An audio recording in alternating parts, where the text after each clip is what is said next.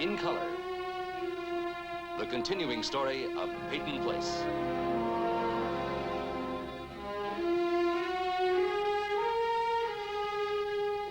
Starring Dorothy Malone as Constance Mackenzie, Ed Nelson as Michael Rossi, Ryan O'Neal as Rodney Harrington, Barbara Parkins as Betty Anderson, Tim O'Connor as Elliot Carson, Christopher Connolly as Norman Harrington, Patricia Morrow as Rita Harrington, James Douglas as Stephen Cord.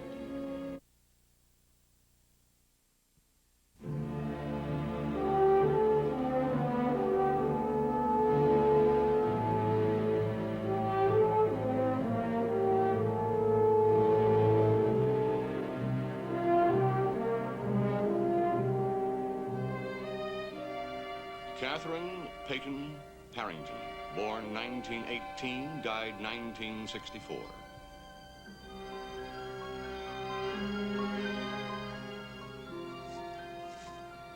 Catherine's father, Martin Peyton, has rushed to the cemetery as Hannah Cord completed her testimony in the Lee Weber hearing.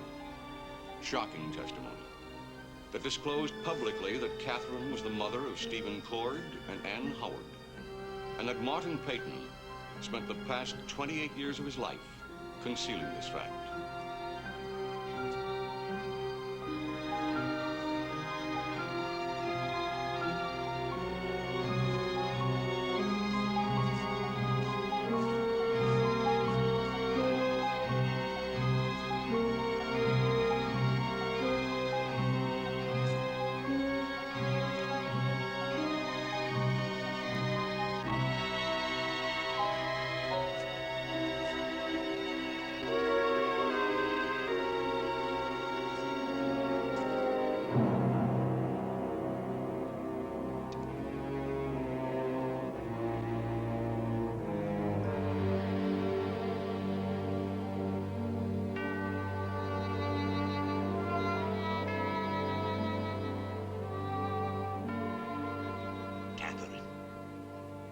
What is that, the last offering before the shrine, Mr. Peyton?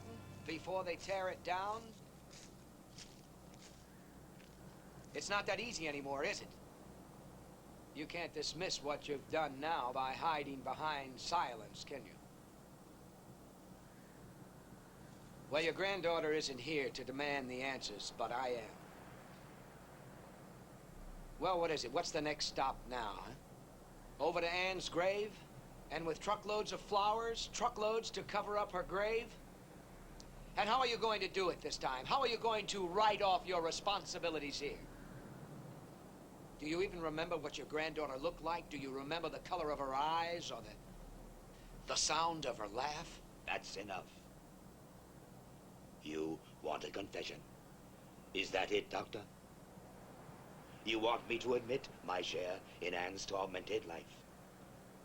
Very well, I admit it. I failed her. Satisfied? No. Yeah. It is my failure. My one great abiding failure. Catherine. Here's where it all began. Here's where the seeds of Anne's torment were sown. With my daughter, there's no more terrible knowledge, Doctor, than that you've brought a child into the world and contributed to its corruption. I failed as a father. There it is, Doctor. By confession. By crime. Well, I'm sorry your granddaughter isn't here to hear that. Her eyes were blue. I never heard her laugh. Well, I did. There was life in her laughter, and there was hope. Catherine's child might have been tempted to kill herself. Do you really believe that? But Anne had every reason to go on living. She was in love, Doctor. And to a woman, being in love is being alive. Not even Mrs. Cord's vicious story could have made Anne throw away her life. if we disagree on everything else, Doctor. We agree on that, don't we? Yes, we do, Mr. Peyton. We'll see that Anne's killer pays. Weber? Lee Weber. I'll see that he pays. I promise you and Anne that.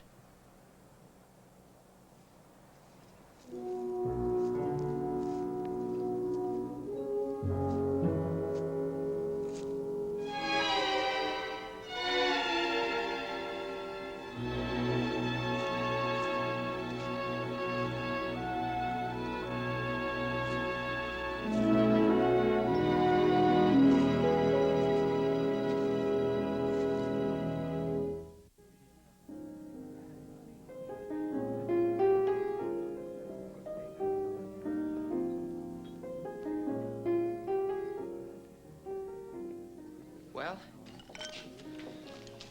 Norman wasn't in the apartment. Well, did you look around, Dad? The door was locked. I called. There wasn't any answer. Maybe he just doesn't want to talk to anybody.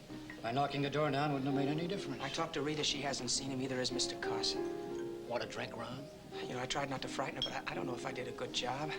Rodney, sit down or go away. You'll make me nervous hovering around like that. Your son, Norman, is missing. He probably went somewhere to think, which is what I'm trying to do. If you'll allow me. Whoa. Does that help you? Think, I mean? Slows things down to the speed of sound. Amazing woman, your mother. I don't want to hear about it. I heard enough in the courtroom. I'm more concerned about Norman. Bo. Here you are. Thank you. Listen, Dad, what if we split up? You take the wharf, I'll head out towards Should have Washington. seen our wedding. Nothing like Stephen and Betty's. We had to go over the state line, like Rita and Norman. Maybe we were all married by the same justice of the peace. Your mother and I, you and Betty. Dad. Dusty little man. I had the feeling he was covered with cobwebs. I think he was an undertaker in his spare time. This isn't helping. How do you know? You don't even know why we had to get married like that. Because you loved each other. Because Martin Peyton threatened to throw me out of town if I came within 40 miles of his daughter. It seems I wasn't quite sterling enough for the impeccable Miss Peyton. I can see how amusing Catherine found it, playing me against her father and vice versa. Is that all your marriage was, a tug-of-war between you and Martin Peyton and my mother? They laid out the ground rules. But you didn't have to play by them. You didn't have to live in his house and work in his mill. Your mother wanted it that way. I can see that now. Besides, they weren't going to throw me out because I was the mill hand's son. So I hung on, no matter how much they pushed and pulled. Why? To prove I was worthy of Catherine Peyton. That's the joke of the century now, isn't it? She married me to spite him. To spite her father. She never really loved me. Dad, weren't there any moments where you were close, where you were happy? There was some, Rodney, when you and Norman were born. Think of those. Forget the rest of it. Think of the good moments. I can't. They were all built on lies. And all the while, your mother was fussing and crooning over you. And later, Norman. She could forget her other children had been disposed of. She could live in the same house with Stephen and ignore him. And Anne just ceased to exist for her. Is that what you're doing now? Bleeding for Anne and Stephen? No. No, there's no blood left. You've shed it all for yourself. And you, and Norman. It's your legacy too, Rodney. Left by your mother and your grandfather. My mother's dead. And you can't make me love her any more or any less by dragging her memory through a garbage heap. I can protect you from the old man's venom. I can stop him from poisoning you the way he did your mother. How, by running him out of town? By getting you out of that house. By throwing that bargain right back into his teeth. I'm sorry, Dad. You can't stay there, Rod, after what he's done. Maybe not. Then come with me now. We'll tell him you're through. No. Why not? Because I want to hear his side of it. You'll hear lies. Maybe so, but I want to hear them from him. Rod. I'm sorry, Dad. But you can't use me to make your bargains anymore.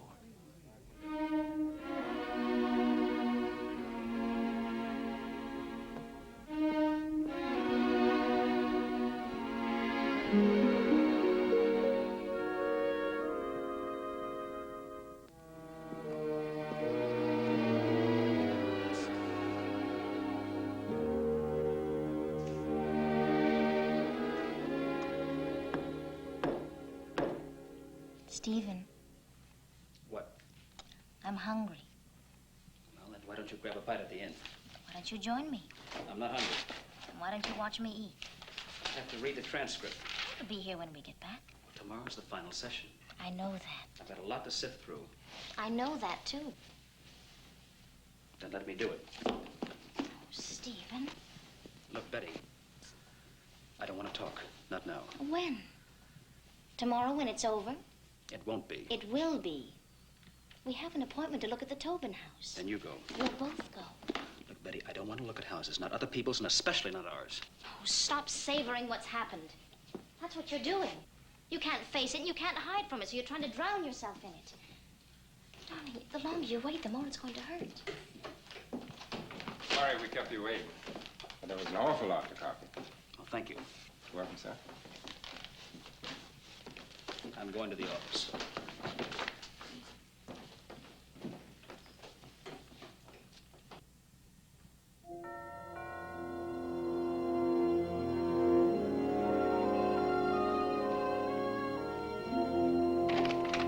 Good evening, Mr. Harrington.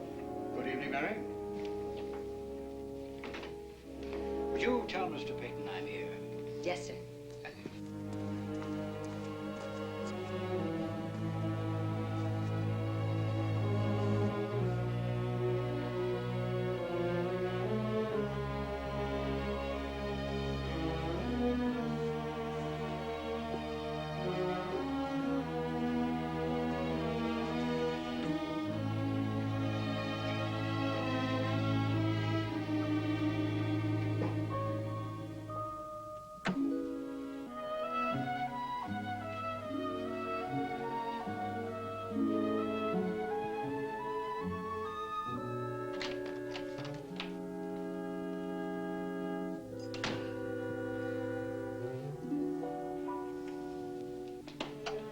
Hannah. I never realized until today how much she was her father's child. What are you going to do now, Mrs. Cord, considering that your usefulness has ended, and how it ended? I'm sure Mr. Peyton will waste little time in showing you the door. I'll manage, thank you. Yes, I suppose you were generously rewarded for all those years of silence. I never received anything from Mr. Peyton except my salary as his housekeeper. You should have driven a harder bargain, Hannah. It's a pity you undervalued your services. You know, Mrs. Cord, everyone will be wondering what really happened on the bluff. If you were there, and I, for one, am quite willing to believe you were, it's quite possible, isn't it, that Lee Weber wasn't there and... That's absurd. Is it? And that you pushed that poor, unfortunate girl.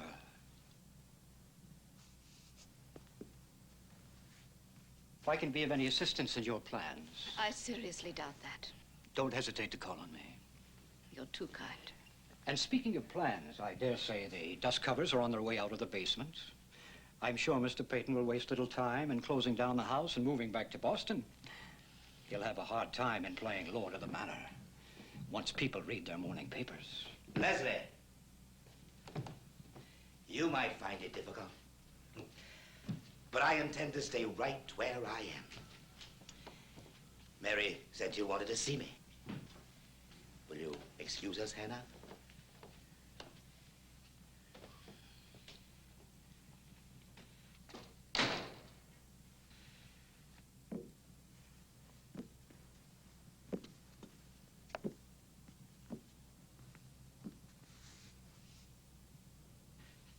I'm sure you have a great deal to say, Leslie.